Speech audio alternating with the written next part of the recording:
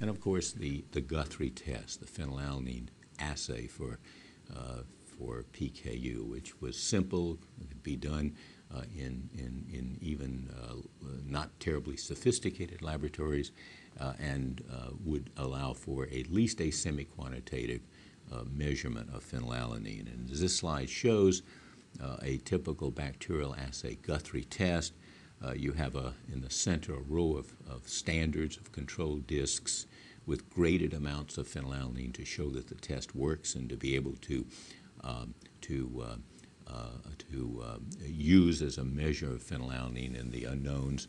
And then throughout the plate, you have blood specimens from normal newborns with very, very little growth around the specimen, indicating very little phenylalanine in those specimens. And at the top, almost right-hand corner of the plate, you have a large growth around a blood specimen from a baby with PKU, indicating the increased phenylalanine in that baby.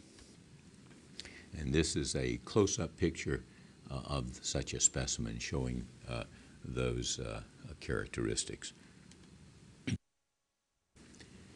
In 1963, Guthrie published the assay.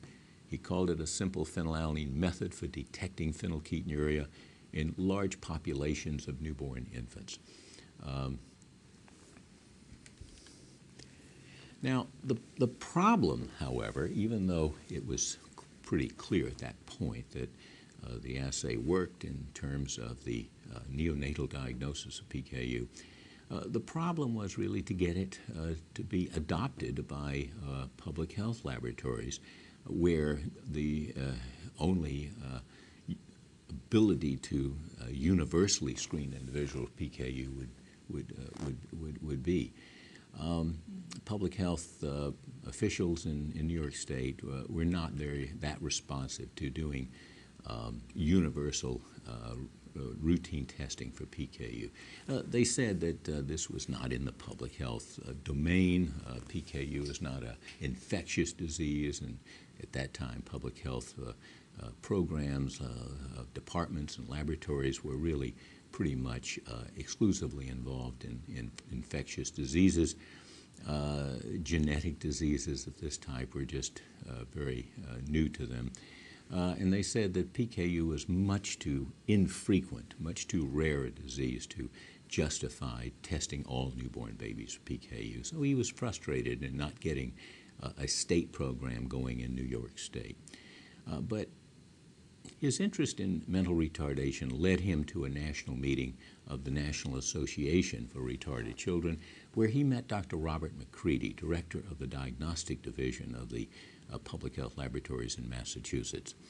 Dr. McCready, shown here, was a physician, a wonderful person, who was interested in mental retardation because he also had a child who was mentally retarded.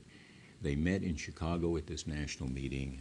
Dr. McCready learned about Dr. Guthrie's development of this test for PKU that would prevent mental retardation, became very interested in it, returned to Massachusetts, and then went to Buffalo to learn the test in the laboratory of Dr. Guthrie, brought it back to Massachusetts, established it in the Massachusetts laboratory as the first universal newborn screening program in the world for PKU.